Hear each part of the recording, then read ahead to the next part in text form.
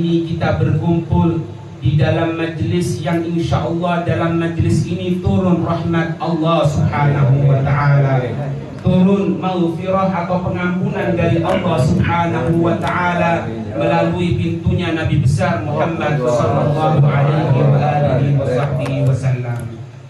Perkumpulan kita pada malam hari ini, selain kita berkumpul untuk berzikir kepada Allah Subhanahu wa Ta'ala, mendoakan saudara kita yang berangkat menuju Allah Subhanahu wa Ta'ala untuk mempertanggungjawabkan segala perbuatannya, juga tiada lain kita pun sebagai bentuk pemikiran bagi kita bahwasannya kita pun akan menuju Allah Subhanahu wa Ta'ala.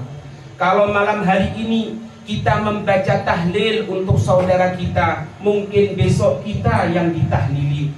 Kalau malam hari ini kita bertawassul, kita mendoakan saudara kita, mungkin kita besok yang didoakan.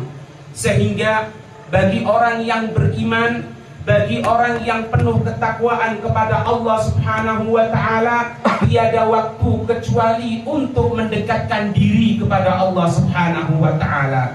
Sehingga disebutkan, janganlah engkau menulis satu tulisan, janganlah engkau mengucapkan satu ucapan kecuali tulisan dan ucapan tadi itu akan menjadi bekalmu di akhirat kelak. Kecuali tulisan dan ucapanmu tadi itu akan menjadikan rahmat dari Allah Subhanahu wa Ta'ala. Jangan pernah mengundurkan untuk berbuat baik. Bagaimana Sayyidina Syekh Abu Bakar bin Salim, beliau menyatakan, la turja fi'la salihati ila ghadin la'alla al-ghadi al-ati wa anta fil lahdi.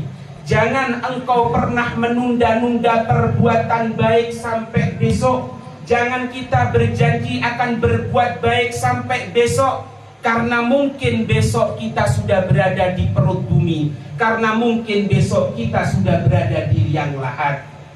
Allah Subhanahu wa Ta'ala menjadikan kehidupan di dunia ini bukan sekedar untuk lupa kepada Allah Subhanahu wa Ta'ala, bukan untuk sekedar pemuasan nafsu kita saja, tidak. Allah Subhanahu wa Ta'ala menyatakan, tabarakalladzi biyadihil mulku wa huwa ala kulli syai'in qadir alladzi khalaqal mauta wal hayata liyabluwakum ayyukum ahsanu amala wa huwal azizul ghafur. Dia Allah Subhanahu wa Ta'ala, zat yang menciptakan kehidupan, zat yang menciptakan kematian. Apa tujuannya Allah memberikan roh kepada kita supaya kita hidup? Apa tujuannya Allah Subhanahu wa Ta'ala mematikan kita? Liyabluwakum ayyukum ahsanu amala. Untuk menguji di antara kamu sekalian, di antara kita sekalian ini, siapa yang paling baik amalnya, siapa yang paling mendekatkan dirinya kepada Allah Subhanahu wa Ta'ala.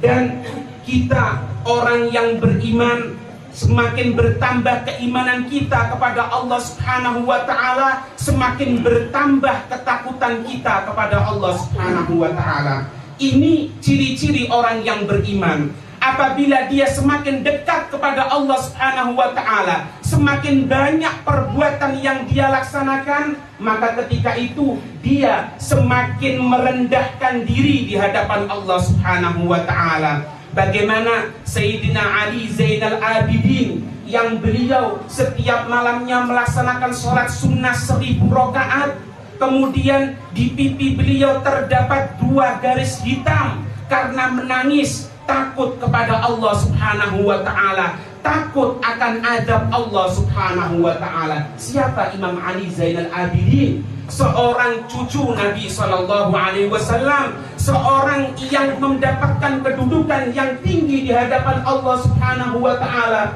sehingga Nabi Sallallahu Alaihi Wasallam beliau menyatakan, nanti di hari kiamat apabila Allah Subhanahu wa Ta'ala memanggil orang-orang yang beribadah, maka nanti ada seorang pemimpin yang dia berdiri untuk memimpin orang-orang yang ahli ibadah, yaitu cucuku Ali Zainal Abidin radhiyallahu ta'ala anhu. Orang yang telah mendapatkan jaminan dari Nabi SAW.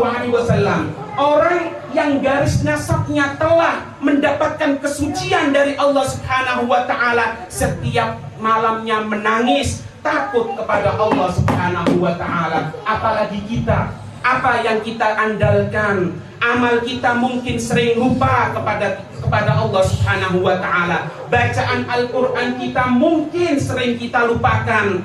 Bagaimana Sayyidina Utsman radhiyallahu ta'ala anhu, yang setiap malamnya beliau menghatamkan Al-Quran, setiap malamnya beliau